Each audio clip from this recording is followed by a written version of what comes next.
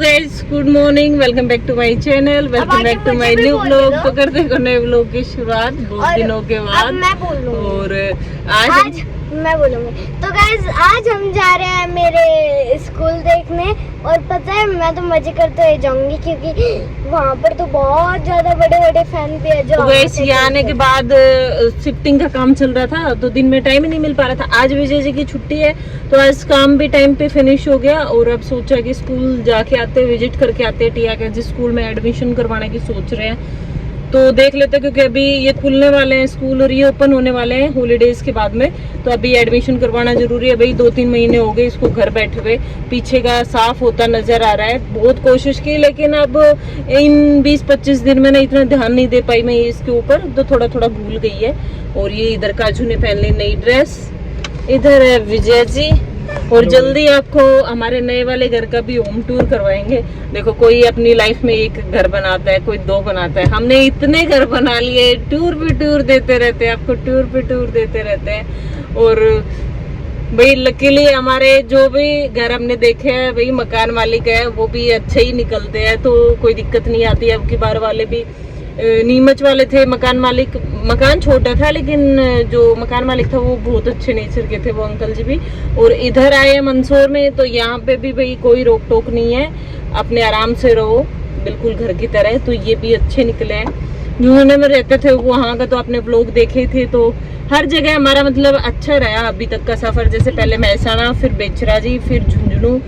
एक जगह हमने अगर जहाँ पे शिफ्ट कर लिया ना उसके बाद वहाँ बीच में सामान उठाना नहीं पड़ा है। नहीं तो कई बार ऐसा रहता है कि मकान वालों के साथ नहीं बनती या फिर और कुछ दिक्कत हो जाती है, मकान खाली करना पड़ जाता है। लेकिन अभी तक हमारा सारा सही रहा है, ज्यादा बोर नहीं करते। अभी पहले आपको स्कूल दिखाएंगे उसके बाद मिलते हैं। तो hello guys, welcome back to my channel, welcome back to my new blog. तो करते हैं एक नए ब्लॉग की शुरुआत, और ब्लॉग की शुरुआत कर रही हूँ मैं। और तो गाइस, उधर रूम के बाहर बैठे हैं क्या टिया? पापा को देख लीजिए। अच्छा, तो गाइस पापा भी आ गए हैं, अब पापा से बोलो। क्या बोलूँ? नहीं, आज मैं नहीं बोलूंगी भाई, ऐसा बोलते हैं विजय, विजय को बोलने नहीं देते। नहीं, वो इसलिए नहीं बोले तो इसलिए कि आप बैठो तो आप, टाइम काट रहे थे बीच-बीच में। बैठो तो आप, खड़े-खड़े बनाए जा सकते हैं। अच्छा ना, खड़े खड़े फिर वीडियो क्वालिटी सही नहीं आएगी, फिर आप बोलोगे मुझे। मैं तो आप खड़े हो गए, एंगल चेंज करो ना। जी सर, सामने वाले ऑब्जेक्ट को हिलाने की बजाय खुद को हिलो ना थोड़ा। जी सर बोलिए सर। आज आपको फुली कैप्चर किया जाएगा, मैं नहीं बोलूंगी, आप अपने गाइड से बात कीजिए। वो तो कोई बात थी, तब की बात थी, आज क्या कैप्चर करना। हाँ, तो उस दिन तो बोलने दिया नहीं, आज क्या बोलने दे रहे। अरे मेरे को लगा लेंदी हो जाएगा, ऐसा कुछ नहीं है जी, बोलने नहीं देते, कैमरा रखा रहता है, आप भी बोल लो है उसमें। तो गाइस, हम नए घर में शिफ्ट हो चुके हैं। आपके कमेंट आ रहे थे, मेरी आवाज़ थोड़ी लो है तो मेरे को शायद हो सकता है धीरे तेज बोलना पड़े। कुछ साथ में बच्चे का भी ध्यान रखना पड़ता है। काजू को दिखा दो। नहीं, काजू को नहीं दिखा सकते काजू। काजू ने पजामे नहीं पहन रखे। हाँ बोलिए। नए घर में हम तो गाइस हम लोग नए घर में शिफ्ट हो चुके हैं। कहाँ हुआ ट्रांसफर हो तो लोग शायद कहाँ तक आ गए, मुझे भी आ गए, सारे पता चल गए। यहाँ पे आ गए, सामान रख लिया, एसी अपना बंद हो चुका है। एसी बंद हुआ तक का आ चुका है कि उसके बाद शूट नहीं किया था। जैसे जैसे टाइम लगेगा, अभी तक हमारा वाईफाई का यहाँ सेटअप नहीं हुआ।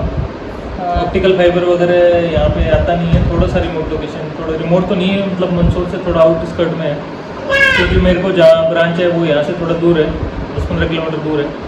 उसी रूट पे लेना था इसलिए हमने इधर लिया। देखना उसकी फिंगर है। काजू भाई, हमारा काजू बहुत ज्यादा शरारती हो रखा है। काजू बदमाश हो रखा है। काजू के आगे सामने वाले टीथ निकल रहे हैं, इसके काफ़ी सारे दांत एक साथ लगे हैं, तो उसकी वजह से ये तंग होता रहता है। इसका सिर गर्म चलता रहता है, क्योंकि बुखार में था पूरे दिन। तो मेरा थोड़ा सा ब्रांच का वर्कलोड ज़्यादा रहता है, वहाँ थोड़ी ब्रांच कंफर्टेबल थी, यहाँ थोड़ा ज़्यादा है। तो मेरे को भी टाइम पूरा होता है, टाइम पे जाना, टाइम पे सब कुछ आना।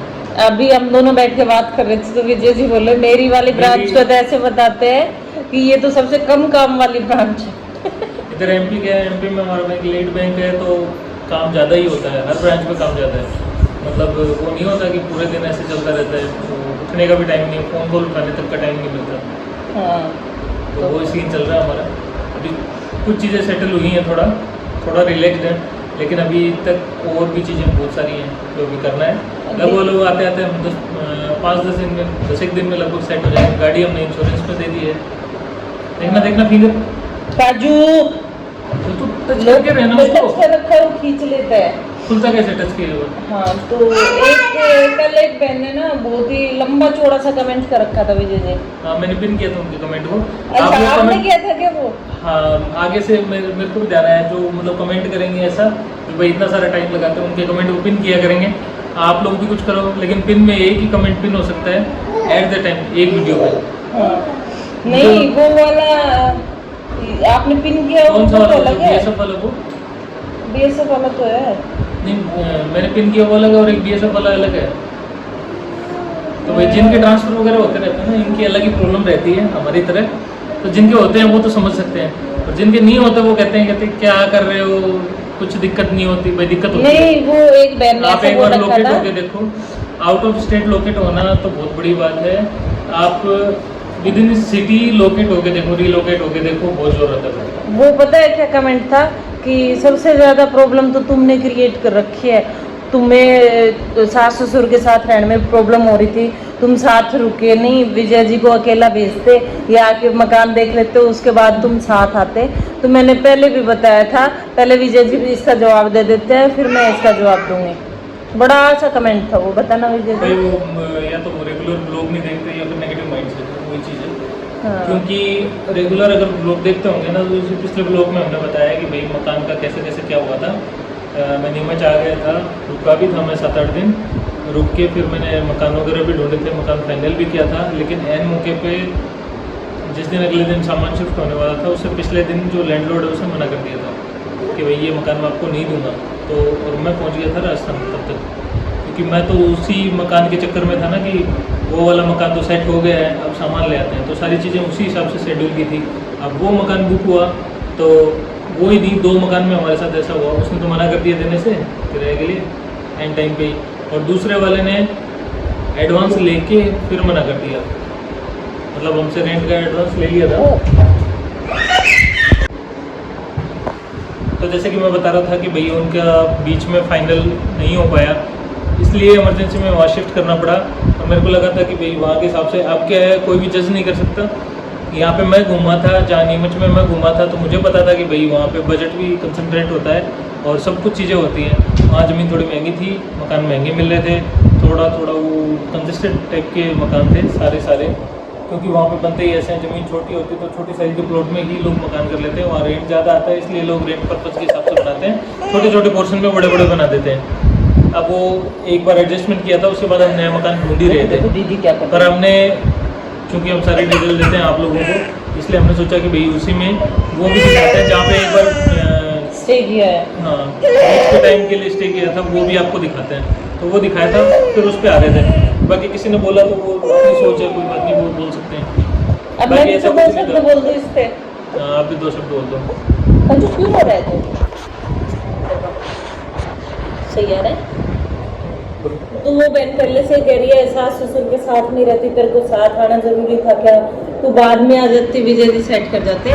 तो मैंने बताया भी था, विजय जी पहले 8-10 दिन जॉब करके या ज्वाइनिंग करके मकान ढूंढ के पूरा फाइनल करके मकान का एडवांस दे के तब चले गए थे। बीच में व्लॉग शूट नहीं किए क्योंकि हमारा शिफ्टिंग टाइम चल रहा था उधर उस साइड से, और इधर भी शिफ्टिंग टाइम था और बच्चों के साथ में ज़्यादा प्रॉब्लम हो रही थी भाई इस वजह से। और सास ससुर के पास मैं रह के आई हूँ, अभी 15 दिन रह के आई हूँ, लेकिन अब ये हो गया था कि उधर से मकान खाली करना है और इधर शिफ्ट करना था। विजय जी ने ज्वाइनिंग लीव ले रखी थी, तो विद इन 7 डेज हमें वो शिफ्ट करना ही करना था, वहाँ से पैक करवाना तो यहाँ भेजना था, क्योंकि अब छुट्टियाँ नहीं मिल रही। वो 7 दिन की छुट्टियाँ ही थी जिसमें हमें सेट करना था। तो ये रीज़न था कि भाई ये हमें जल्दी से जल्दी लेके आए थे और सामान सेट किया था। तो बहनों पूरा व्लॉग देख के फिर कमेंट किया करो। फिर मैं थोड़ा सा फ्रस्ट्रेट हो जाती हूँ कि मैंने सारी स्टोरी बता रखी है, उसके बाद आप लोग ऐसा कर रहे हो, बोल रहे हो।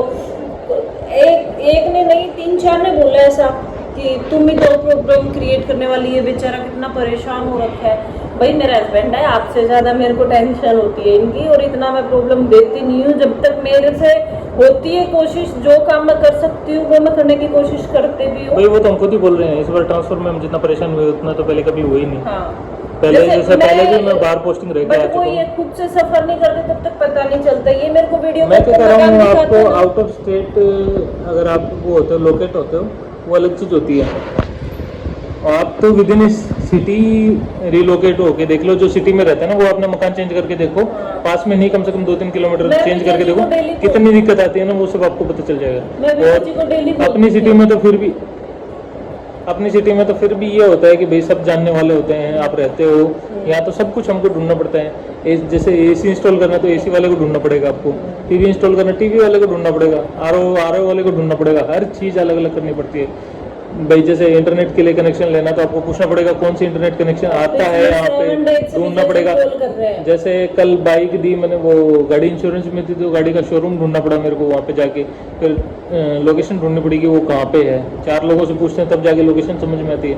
एक तो गूगल मैप से हेल्प मिलती है, वैसे लोकेशन समझ में नहीं आती क्योंकि जनरल लोकल लोग होते हैं वो अपने हिसाब से बता देते हैं कि भाई उस वाले ट्रेवल्स ऑफिस के पीछे है, वहाँ पे एरिया। जब आपको एरिया नहीं पता तो आप जाओगे कैसे? समझ जाओ आप, सब्जी स्कूल की दुकान पूछो, से सब्जी की लेके दुकान देखो, सब कुछ। दूध की दुकान, जो भी चीजें होती है तो छोटी मोटी कोई हेयर कटिंग की शॉप, कोई मेरा पार्लर, सारी चीजें हमें फिर से देखनी पड़ती है।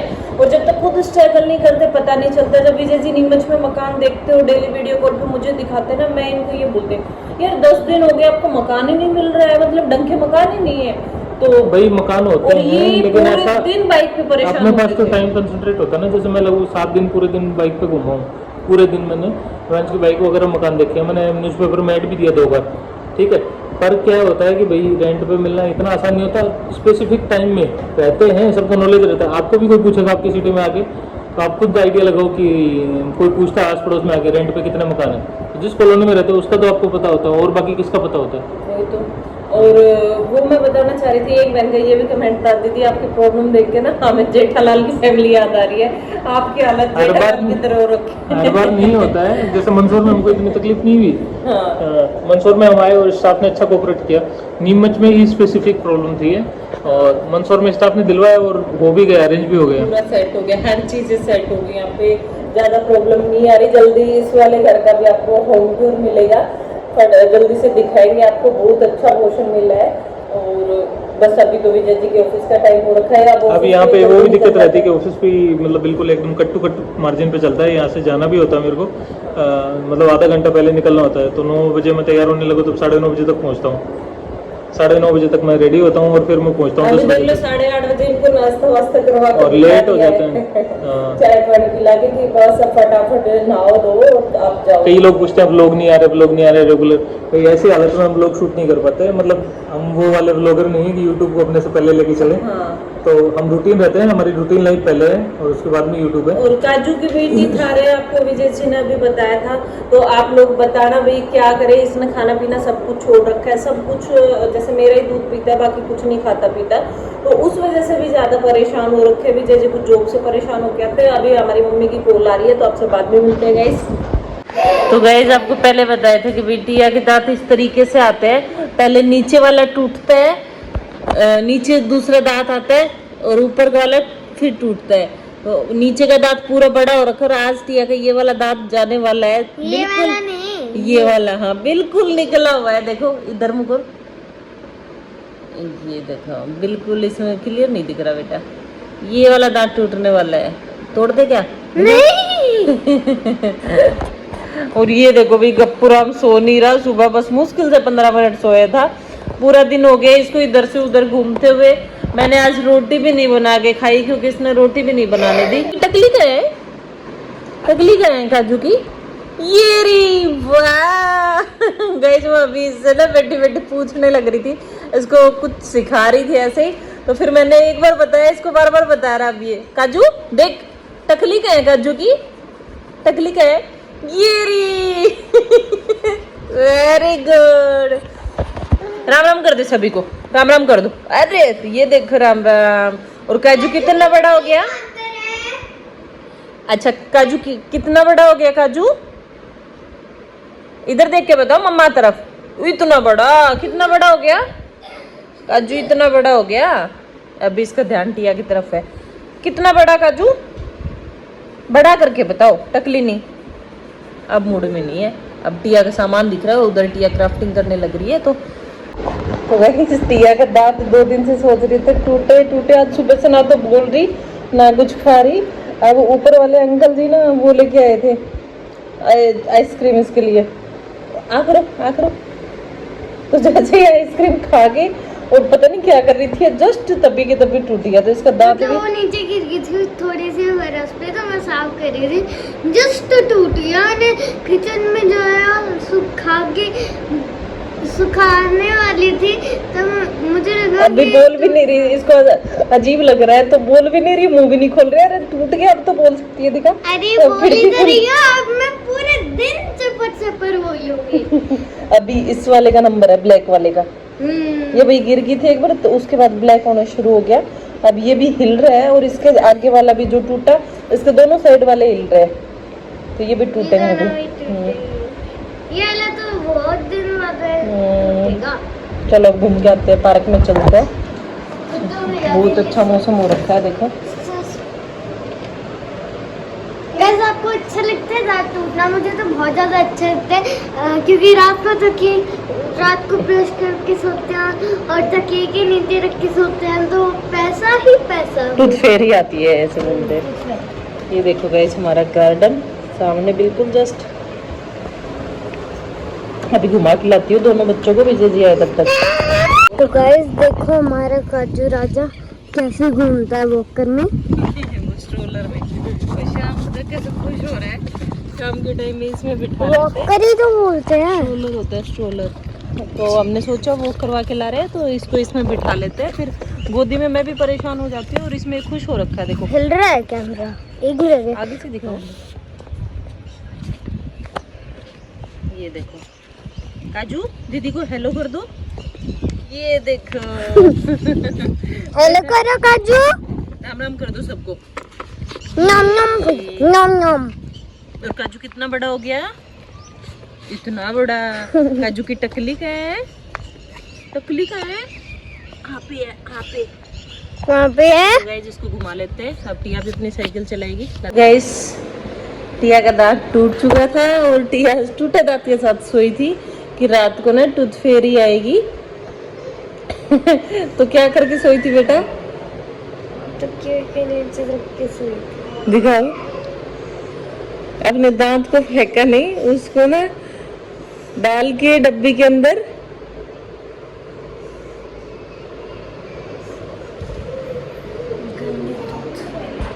क्या हुआ? कुछ नहीं है, खड़े हो देखो।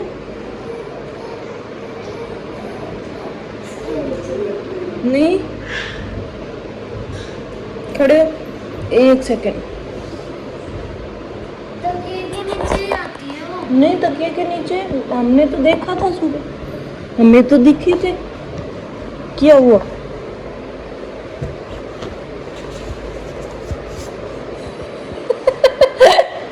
तेरी टूथ फेयरी जबरदस्त है भाई।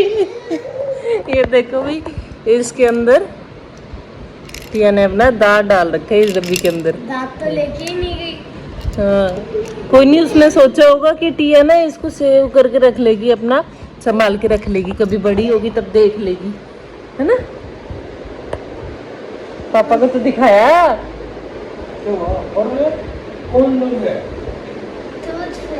और पता है इस तकिए के ऐसे अंदर छुपा रखी थी। गंदी टूथ फेयरी कुछ नहीं देके गई।